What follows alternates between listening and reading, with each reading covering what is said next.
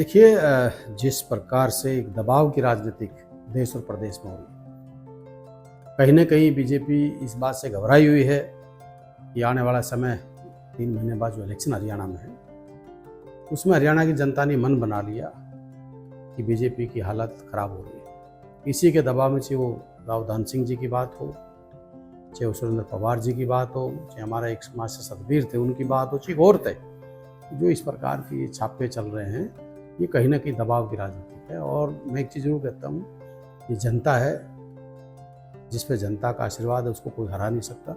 और जनता ने जो फैसला लेना है, ना वो ईडी के दबाव में रहती है, ना कोई सीबीआई के दबाव में रहती है, ना बीजेपी के नेताओं के दबाव में रहती है। और ये कहीं ना कहीं बदले की भावना से ये कार्रवाई की जा रही है। ये लंबे समय से आप लोग ये कहते हैं कि बदले की भावना से कार्रवाई हो रही है और मोस्टली देखा जा रहा है तो इंडिया गठबंधन के लोगों पर इस प्रकार की कार्रवाई हो रही है, तो उसके बावजूद भी निरंतर छापों का दौर जारी है। देखिए, मैं एक चीज़ जरूर कहता हूँ मीडिया के साथियों, क्या इतने बड़े स्कैम हुए इस देश के अंदर। मैं हरियाणा पे आता हूँ, मैं बाहर नहीं जाता हूँ।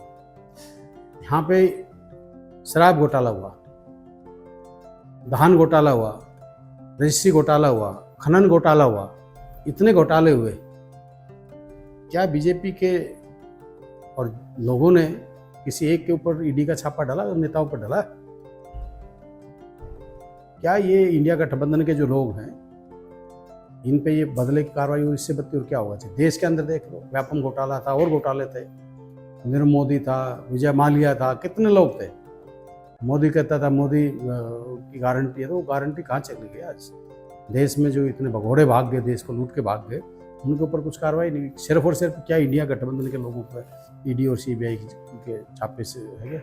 जो देश में इतने बड़ा भ्रष्ट नेता जो बैठे हैं, जो पहले चाहे वो अजीत पवार की बात हो, चाहे अशोक चौहान की बात हो, चाहे वो अपने जो इनका कई ऐसे नेता थे जो जिनके ऊपर लगातार ये भ्रष्टाचार के आरोप लगाते थे, क्या बीजेपी में जाते हुए सबके उनके भ्रष्टाचार से उनके साफ हो गए? चाहे कुलदीप बिश्नोई की बात हो,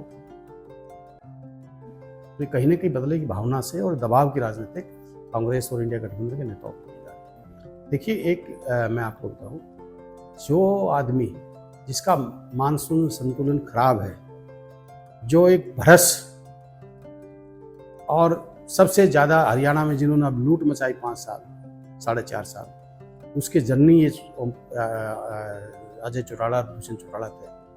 और मैं इनको कभी सीरियस लेता नहीं। जो हरियाणा की जनता ने सीरियस नहीं ले, जिनकी 1% से भी कम वोट आई, वो क्या बोल रहे थे? और मैं तो कहता हूँ चौटाला परिवार से लोगों ने नफरत हो चुकी है।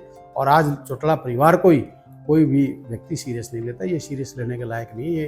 ये सिर्फ भ्रष्ट और लुटेरों का एक गैंग है, और इनके बारे में इनको ज़्यादा मैं सीरियस लेता नहीं।